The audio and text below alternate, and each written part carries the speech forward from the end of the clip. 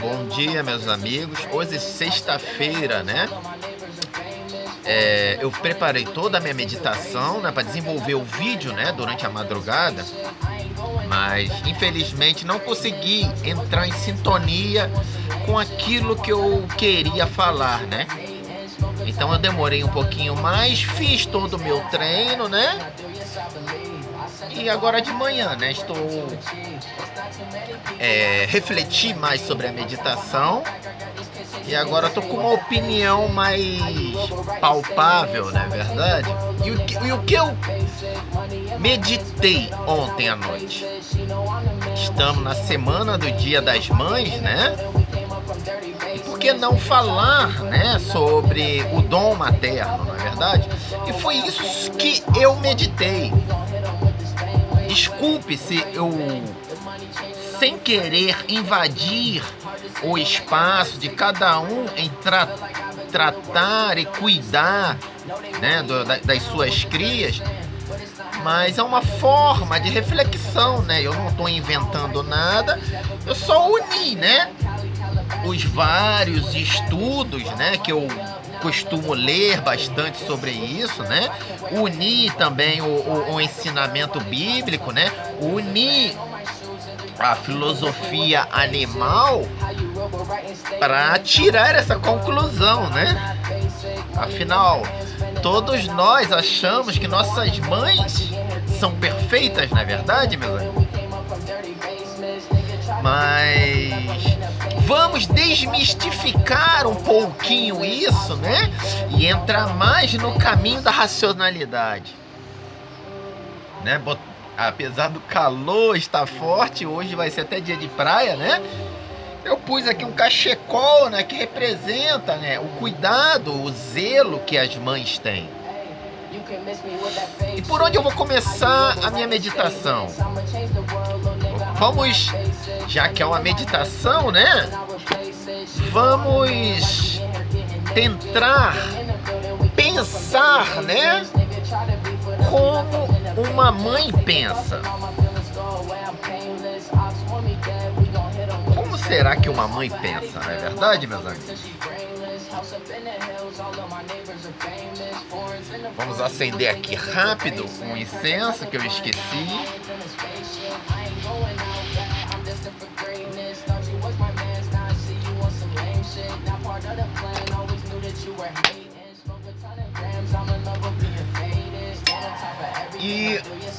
Então vamos raciocinar como uma mãe pensa, né? Hoje eu escolhi uma música, todos sabem que eu gosto muito de gospel, né? Ou músicas assim sem tons agressivos, né? Sem palavras ofensivas, nada disso, né? Aí hoje eu pus esse, né? Não sei se é rap, se é charme. Peguei num grupo de musculação, né? Boa pra treino, né?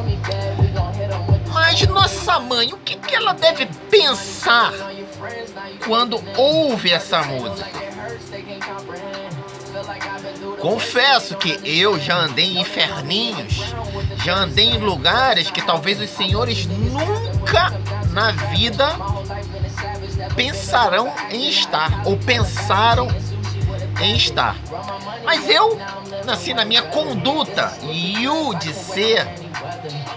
Quando eu escuto essa música, eu penso naqueles carros que andam quicando, com aqueles vidros abertos, aquelas baforadas saindo de dentro do carro, aquele pessoal mal encarado te olhando assim, fazendo carão. É assim que eu imagino, né? Quando eu ouço essa música. E olha que eu tenho histórico. Agora imagine sua mãe. Quando escuta, né? Quando as coisas que ela vê na televisão, quase não sai de casa, né? E o que ela deduz que o filho faça. Quando ela vê você ouvindo esse tipo de música, as coisas que você faz, ou escuta as suas ligações, mãe por natureza, ela tem uma preocupação excessiva. É certo? É nesse caminho que nós vamos entrar. Essa preocupação excessiva é certo e é errado.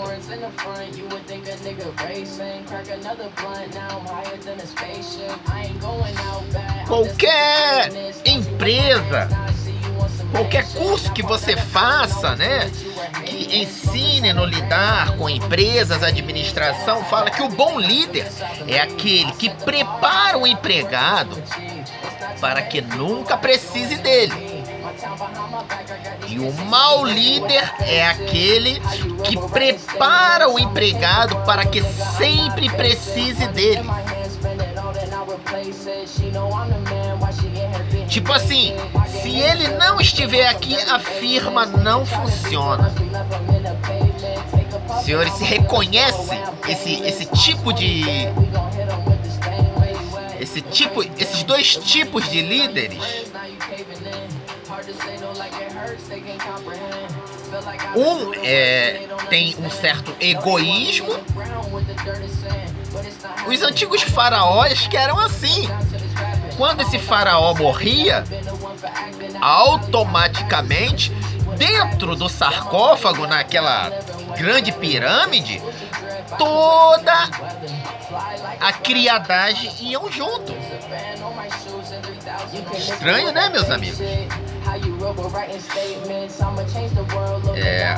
Mas geralmente a pessoa que tem liderança, ela sabe fazer isso.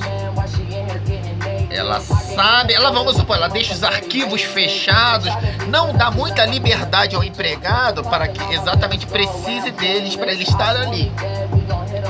Eu não acho isso legal. Apesar de ter pouco criado os meus filhos, eu não acho isso legal, né?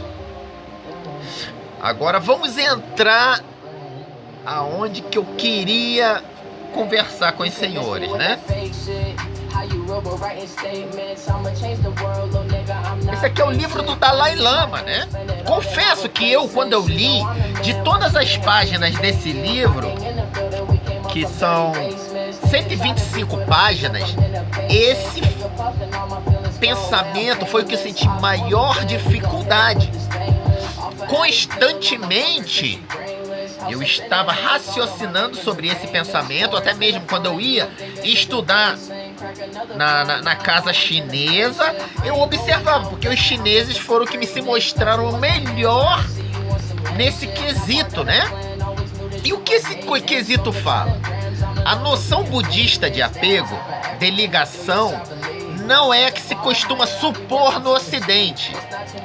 Dizemos que o amor de uma mãe por seu filho é desapegado. Eu olhei de todas as formas que eu olhei, eu falei, caramba, como é que pode uma mãe não se preocupar com uma criança? Mas depois, observando e chocando as culturas, eu entendi, meus amigos. O desapego que eu vi, a minha versão e do que eu deduzi isso. O excesso de cuidados torna pegajoso, traz até uma falta de confiança. Por quê? Tudo aquilo que é excessivamente mecanizado, excessivamente robótico, perde o sabor. É uma lei. Todos sabemos que o dom materno é um ofício divino. Só que às vezes confundimos e acabamos por ser o quê? Por sermos goteiras de preocupação em cima de um ser. E isso automaticamente gera uma energia. O próprio Deus falou: não falarás o meu nome em vão, porque eu não vou tomar por inocente aquele que fica chamando o meu nome em vão. E às vezes esse excesso de cuidado que as mães desenvolvem despertam isso. Aí o ser perde a confiança, perde até a vontade de estar com eles, e mais uma vez o mundo ganha um ser que jogue mais assim, menos pesadamente com ele. Não são raros. E existem vários tipos de ser. Existe ser que aceitam esse tipo de cuidado, de zelo. E o que transforma o ser num ser mimado, num ser dependente de tudo. Aí essas mãos de cuidado, de zelo que essa mãe forneceu para essa criança vai estragar ela em tudo. Seja na vida profissional, seja na vida como pai de família, tudo isso. Como esposa, como mãe. Porque cada um absorve a essência de uma forma. Alguns conseguem desenvolver o discernimento, outros não. Na própria Bíblia fala, e olha que não vemos muito, o homem deixará pai e mãe e se apegará a uma família, e os dois serão um só corpo. Então, será que não é o dever da mãe ou do pai? O pai em si geralmente trabalha, mas a mãe que faz quase que toda a educação. O pai só executa, né? Faz ser cumprida aquela lei. Será que não é o dever da mãe preparar o filho? Não para estar com ela, mas para sair de casa, para ser uma pessoa responsável, ser uma pessoa de discernimento, não é verdade? Mas eu não sei, né? Mas não se vê muito, principalmente na televisão. Quando nós vemos as coisas acontecerem, nós logo deduzimos esse tipo de situação. Novelas, até mesmo situações reais. Esse é o princípio 1, que inclusive tem a sua ligação com esse verso da noção budista, né? Que é um amor desapegado. Tem o princípio, né, que eu gosto de desenvolver, né, todo oriental gosta, né, de ter uma espada, né, mas não adianta comprar uma espada e pôr numa estante e somente contemplar. É mesmo que ter aquela Bíblia aberta só num versículo. Você precisa pelo menos saber a base padrão de como se forja a espada, de como se tempera uma espada, de como se amola uma espada, se mantém o fio. Não é verdade? Como a evolução lida com essas coisas. Confesso que essa parte de espadas eu aprendi mais aqui no Brasil com a internet que no Japão. Mesmo trabalhando em fundições, trabalhando com ferro, na fusão de ferro, né, fazendo essas coisas todas, eu tenho uma noção muito ampla,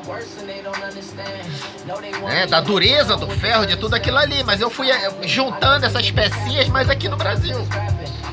E toda a forja de uma espada, a princípio, é como essa lei que eu de preparar ela para o combate. Então, geralmente é uma matéria muito bruta. Em cima daquele ensino bruto, você vai afunilando até chegar à essência que você quer. Tanto a forja da espada, como o fio da espada, que é tão importante como a forja. Como se dá o fio? O fio da espada, a princípio, é a força. São pedras grossas, esmerilhos grossos.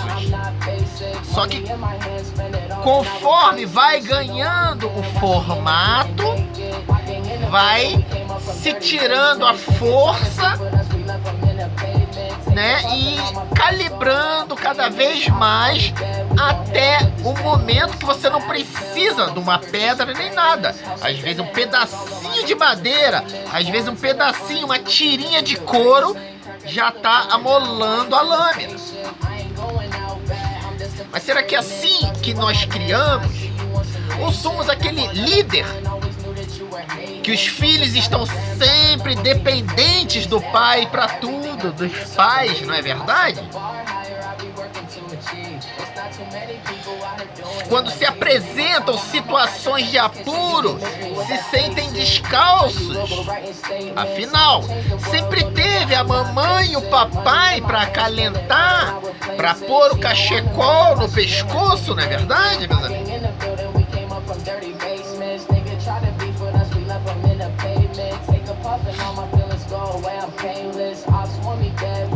Na próprio reino animal.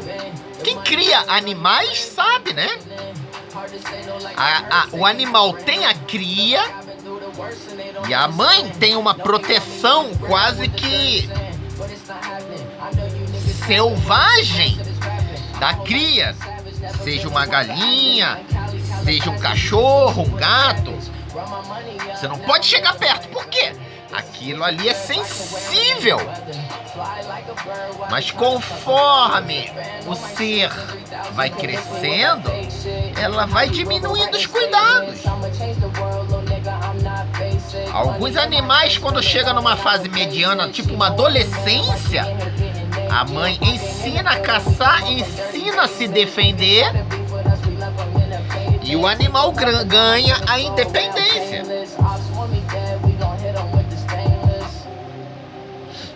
Mas é isso que vemos, é mais ou menos nesses termos que os senhores educam seus filhos ou supervalorizam seus filhos, que por fim acaba os perdendo para o mundo. Afinal, quando o filho precisa de um melhor momento de um amigo, ele não tem um amigo, tem um super protetor, mas não era aquilo que ele precisava. Ele precisava de um amigo. Automaticamente o mundo vai ganhando forma e vazão nessas incursões, né? Nessas aventuras, né? Todos chamamos isso de rebeldia adolescente, que geralmente acontece muito, né? Por causa daquele excesso de zelo. E a criança na adolescência já está criando, os hormônios estão tentando torná-la independente, mas aquele excesso de mãos faz gerar uma certa rebeldia. Será que isso é só no Brasil? Não, isso é no mundo todo. Só que aqui é maior, né? Por causa... Não, convenhamos. Nós somos uma nação um pouco ignorante, mano. Nossa cultura em si é um pouco ignorante. Não podemos negar isso. Não tem como negar isso. Eu conheci milhares de pessoas de outros povos, pude me sentar em mesas, conversar. Enquanto eu estava com uma outra conterrânea, né, brasileira, quando se chegava num atrito, a pessoa simplesmente não conseguia se despreender daquele atrito. E gerava discussões, brigas, separações, etc, etc e tal. Enquanto os outros, de uma cultura mais vasta, né, com menos ignorância, quando acontecia o mesmo atrito, a pessoa olhava, né, Aí falar, it's ok, né? Vamos refletir um pouco, vamos esfriar a cabeça e depois a gente conversa sobre isso. Né? Uma espécie de categoria de classe interessante que eu simplesmente ficava abismado. A forma de se desagarrar das coisas. Não é verdade? Mas é a grande realidade. Somos uma nação sofrida. Tudo que nós fazemos, nós temos que lutar, temos que brigar, temos que discutir para ser atendido no hospital, para ter o seu direito atendido, trabalhista. E gera esse tipo de ser. Não é verdade? Infelizmente geram esse tipo de ser e não se pode negar.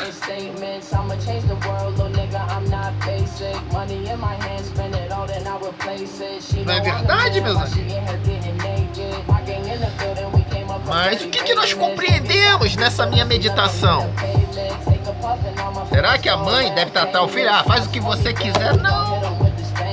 É como uma pedra de polir. A pessoa precisa de quê? Paciência apenas. Essa pedra, olha, ela tem uma parte mais grossa e tem uma parte mais fina. Aí depois tem os padrões mais leves, né? E toda a cultura animal também é assim, aquela proteção enquanto é criança, é bebê, e depois ensinando pouco a pouco, conforme ela vai aprendendo a falar, conforme ela vai tendo. Mas infelizmente nós somos um pouco uma nação ignorante. Qual era a sua referência? Eu tenho 43 anos. Qual era a sua referência de antigamente se seu filho, homem, apanhou na rua e chegou em casa chorando? Qual era a sua referência, meu amigo? O que é que você faz? Volta lá e briga com ele. Essa é a nossa referência. Mas será que isso aí serve pra alguma coisa ou serve apenas pra fazer lutadores de boxe, fazer frutos da sociedade ou lutadores de MMA? Confesso, eu fui assim. Mesmo com essa carinha de japonesinho, sendo até menor que os outros, eu fui assim. E eu fui assim com força. Eu não era aquele que eu chegava em casa chorando, não. Eu sabia que se eu chegasse em casa chorando, no meio de 8 irmãos, não era meu pai só que ia falar, não era só minha mãe. Eram os 8 irmãos. Então eu chegava em casa, já ia direto na gaveta da cozinha. Ou então, na caixa de ferramenta. Aí todo mundo já sabia, ele brigou na rua. Já saía com um enxadão na mão, com uma cavadeira, com uma foice, com um ancinho, pra ir lá brigar com outro amiguinho. Mas será que isso é bom? Se tem uma coisa que eu nunca gostei de fazer, era isso, chegar em casa chorando. Até mesmo quando eu apanhava mesmo, e eu sabia que se eu voltasse lá, eu ia apanhar 2, 3, ia apanhar a eternidade e não ia bater, eu chegava em casa tranquilão, como se tivesse ganho na loteria. Pelo menos ninguém ia implicar comigo. Mas é esse tipo de ensino que nós será que é esse formador de delinquentes que a gente deve fazer com nossos filhos? Ou simplesmente utilizar aquela filosofia animal da superproteção e ensiná-lo a andar degrau por degrau, degrau por degrau?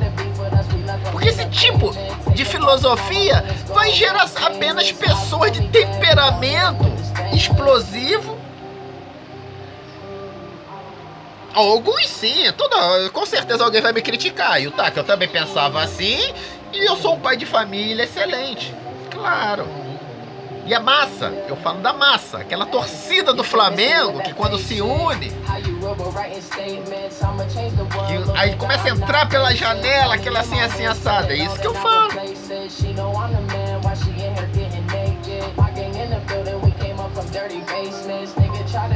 Então, os senhores conseguiram compreender a essência que eu estou passando? A essência simples do mundo animal. Lembrem sempre, o excesso de zelo, o excesso de preocupação é o caminho para você empurrar a sua cria para o mundo. Seja a sua cria, o seu marido, o seu namorado, etc. Você tem que saber usar a racionalidade. Emoção é bom em determinados momentos. O corpo humano é feito de emoção e razão. Inclusive, a figura familiar é essa. Mãe é emoção, pai é razão. Quando essa estrutura é abalada, automaticamente o sistema fica abalado. Mas não significa que devemos pensar só com emoção. Aquelas pessoas que só pensam com emoção falam muitas besteiras, às vezes sobrecarregam o ambiente. E automaticamente perde para o mundo. Por quê? O mundo é o pai das emoções. O mundo é a mãe das emoções.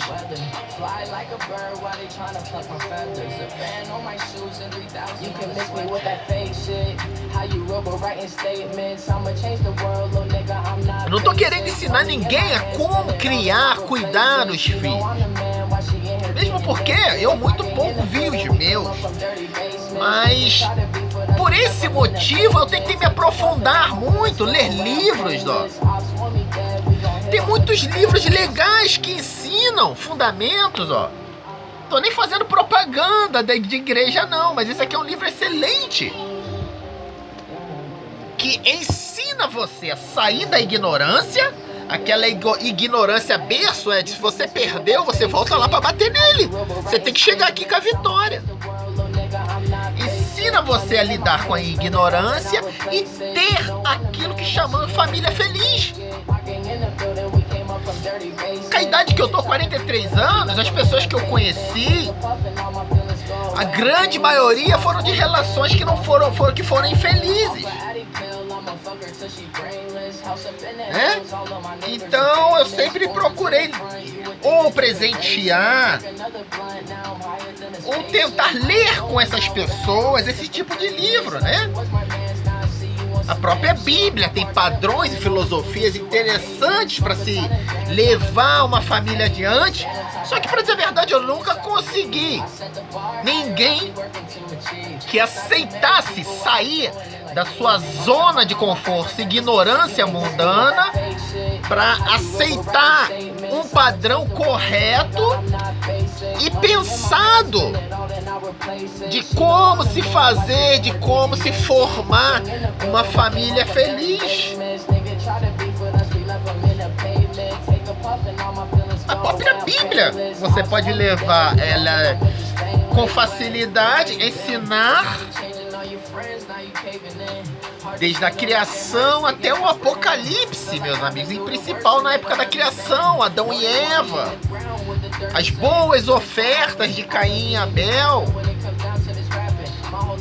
desde que a outra pessoa aceite. Mas lembra que eu falo para os senhores da emoção, de não saber se desapegar a costumes ignorantes, a coisas ruins. Então se torna vão quando um só quer fazer. Lembra do início? Eu mesmo, no meus inferninhos que eu fui, pra mim uma música comum. Mas se eu quiser pensar como uma mãe, a primeira coisa que eu vou ver, eu vou pensar é aqueles carrão preto que fica quicando, cheio de gente mal encarada, saindo fumaça de dentro de carro, que a gente não sabe se é maconha, se é do que sabe o que é. Não é isso que a gente fica na nossa mente? E é assim que uma mãe pensa. Será que é o correto?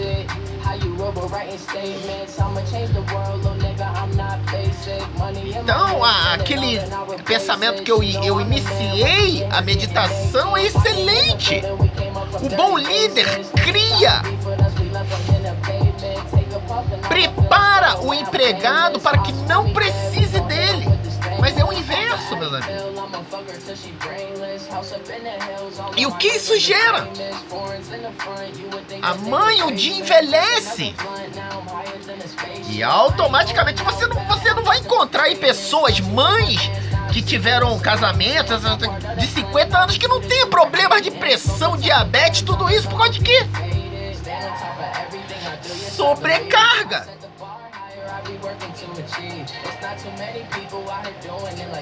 Às vezes a pessoa não sabe resolver um problema e acha que uma mãe sem estudo, sem nada, vai resolver. Ou simplesmente está acostumada como é que se fala? Quando a gente descarregar aquilo ali, desabafar com a mãe, sendo que não era para ser feito isso. Automaticamente, cada desabafo que você dá para sua mãe, a pressão dela vai subir. Aí você vai ver pessoas assim, fora do peso, descuidadas, às vezes chorosas, reclamando da vida por causa de quê? Tudo que fazem tem que levar para ela, não.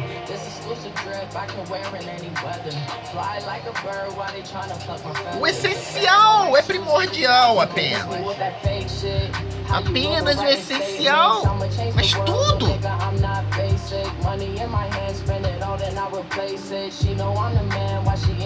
Para que existe Deus?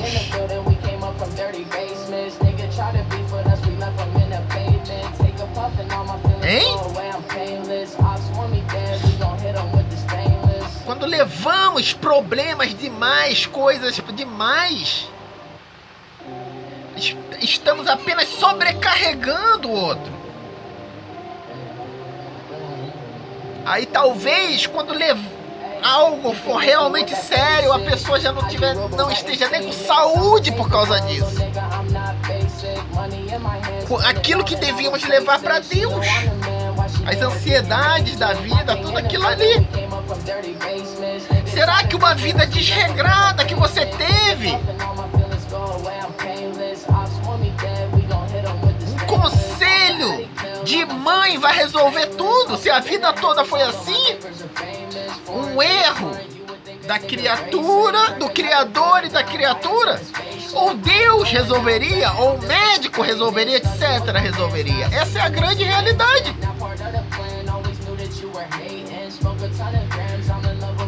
Foi por isso que eu consegui compreender a noção budista de apego, de ligação. Não é que se costuma supor no Ocidente, dizendo que o amor de uma mãe por seu único filho é desapegado.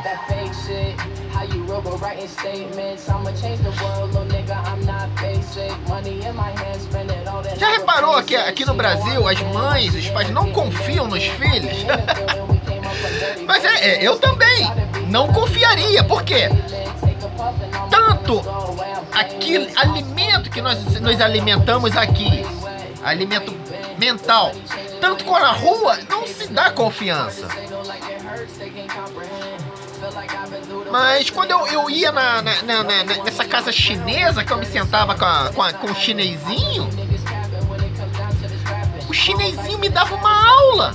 Uma criança de 3 anos de idade se sentava comigo e dava uma aula. Aí eu raciocinava, essa criança, ela lida com bêbados o dia inteiro, com pessoas viciadas, tudo isso o dia inteiro. Mas reparem só na firmeza e solidez dessa criança. Uma criança de 3 anos. O pai falava, fulano de tal, vamos fechar a casa.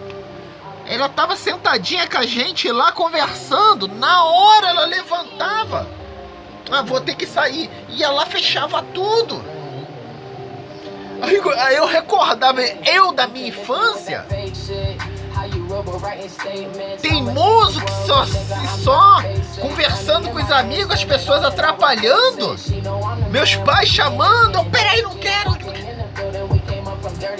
Porque algo está errado, né? Algo precisa ser mudado, não é verdade? Por quê? Nossa, qual era a sua referência? A referência que eu usei, você apanhou na rua, você volta lá e briga. Só que esquecemos que isso causa uma reação em cadeia. E quando o atrito é entre a própria família, como é que isso se resolve?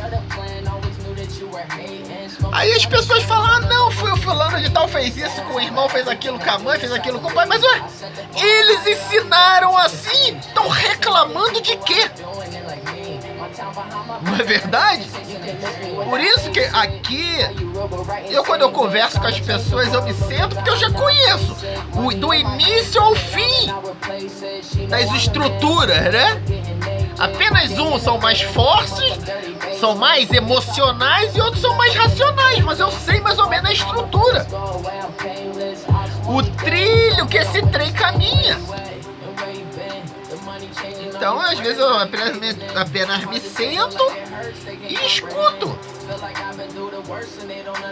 Tá bom, meus amigos? Então aqui eu deixo, né, esse raciocínio, né?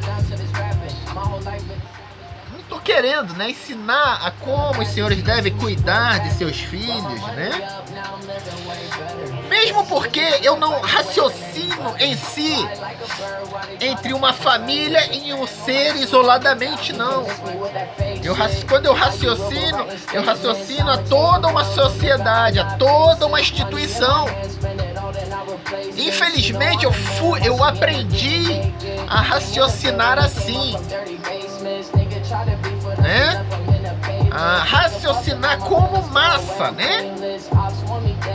Não como não eu indivíduo, mas eu como massa. Eu fui obrigado, né? Com a vida no exterior, nós somos obrigados a raciocinar assim, né? O que a minha atitude aqui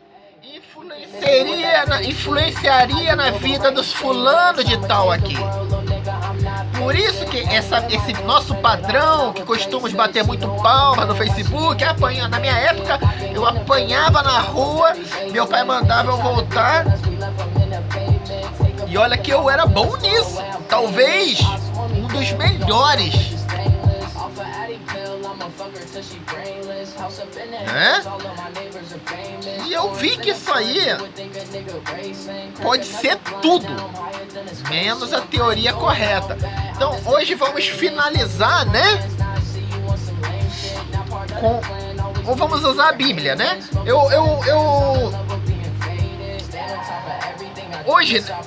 Ontem, pra dizer a verdade, foi o treino de costas, né? Treino de costas, né? E geralmente eu direciono a filosofia de Lao Tse.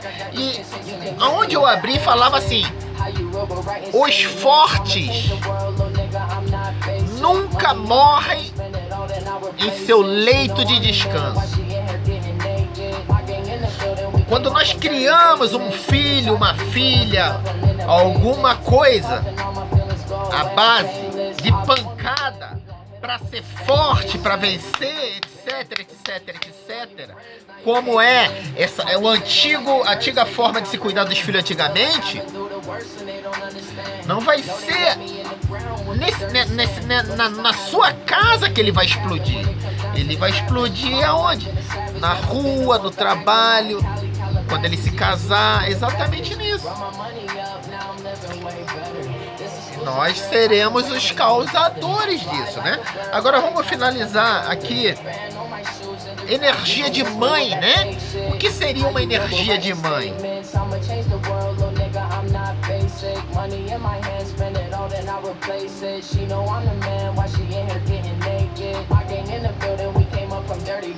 Vamos usar um adoçante.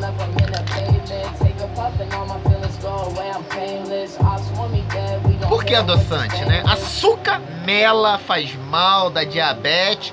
Mas o adoçante não dosadamente, poucas gotas, você vai criar um hábito que você vai se orgulhar toda a vida. Agora não vai dizer, adoçante dá câncer, etc, etc, etc, etc, não. É quase que incomparável, meus amigos. Isso é pensamento de pobre, começar a dizer que adoçante dá câncer, essas coisas todas. É pobre querendo comer açúcar. Ó, vamos abrir.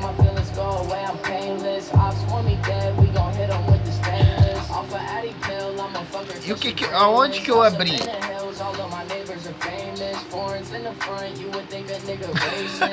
Apareceu um ser mal criado aqui. Tá falando assim, Atos 5:29.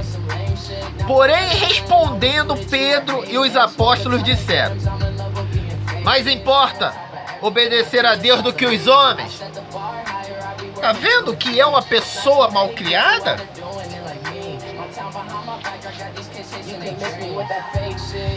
É isso.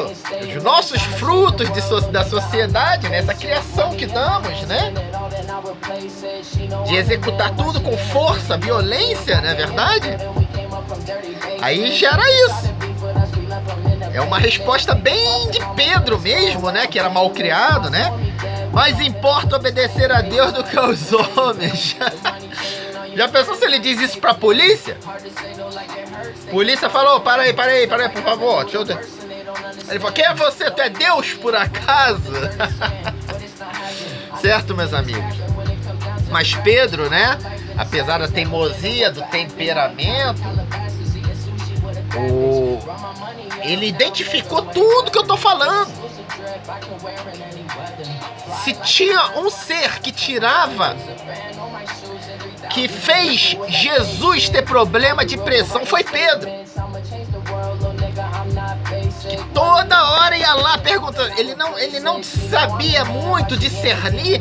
Toda hora ia lá incomodar Jesus. Jesus estava lá dormindo. Pedro sacudindo ele. Jesus, eu fiz isso assim assado. Como é que eu resolvo?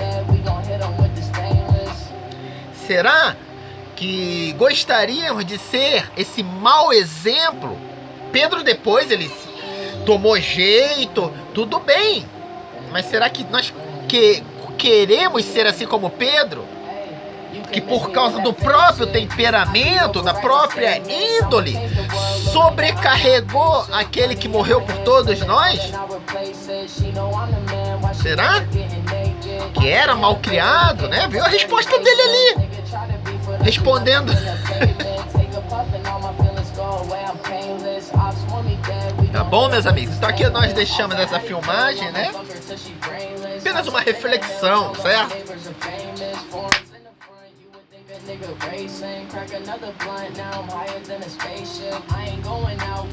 Agora vamos contemplar a cara dos mal encarados que chegaram aí com seu filho. Ó a música. Ó o carro quicando. Ó a fumaça saindo de dentro do carro. Ou então aquela menina que o seu filho trouxe para apresentar para a família. Olha para ela lá. Sim, essa menina aí que vai tirar o seu filho queridinho. Olha para ela lá.